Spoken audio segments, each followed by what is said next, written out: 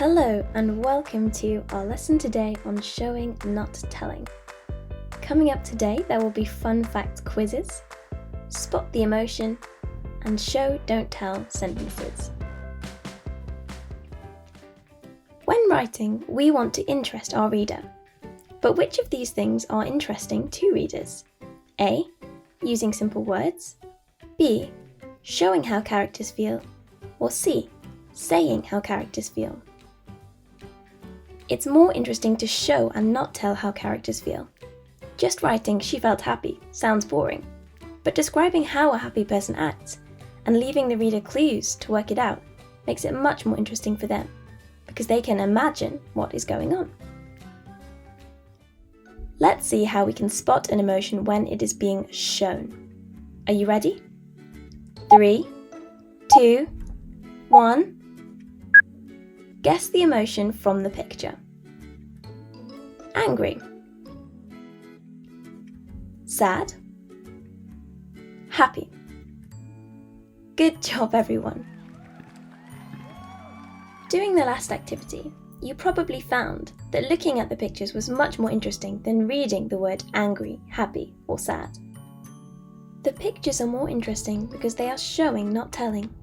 But we can show how a character feels in words too, and this is much more interesting. See if you can work out how David feels from this text.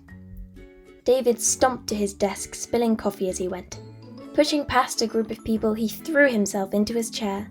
With one sweep of his hand, he cleared his desk and growled at the nearest secretary. Hopefully, you'll have realised that David felt angry. But reading the description was much more interesting than reading this boring sentence. That's because we can imagine the action that David is doing, and we can imagine and relate to his feelings. These underlined words show how David feels, because these are not the kind of things a person would do unless they were angry.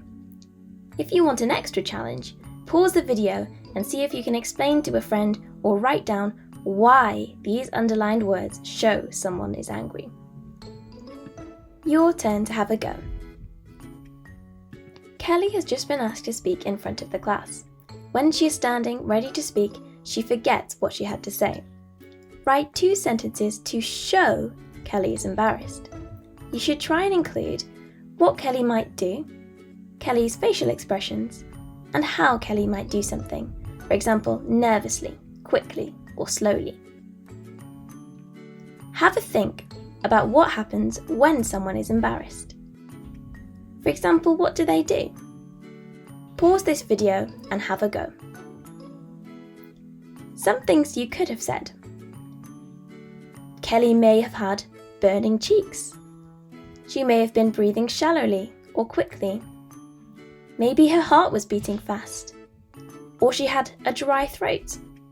Or was fidgeting nervously.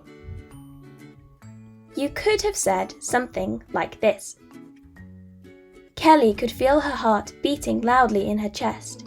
She felt her cheeks burn red as she slowly opened her mouth, but no words came out. This is a good example of showing, not telling, because it shows us what Kelly does, opening her mouth to speak, but not making a sound. It shows us her facial expressions, her cheeks burning red, and it also shows us how Kelly does things.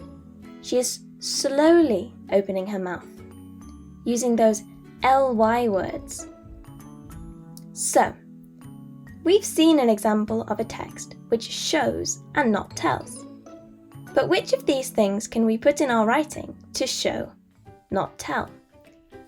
Is it A, what characters do, B, their facial expressions, or C, how they do something? For example, using adverbs. Those are our ly words. The answer is all 3. You can explain the actions that an angry person takes, their facial expressions, and use adverbs, which are ly words which describe how someone does something, like slowly or quickly. I hope you've enjoyed this video. Keep practicing how you can write showing, not telling. If you want an extra challenge, then try writing about the other emotions we talked about earlier too. Next time, we will be learning how to use a semicolon. which will impress all of your teachers. Come along for more quizzes and activities to keep learning English. See you soon!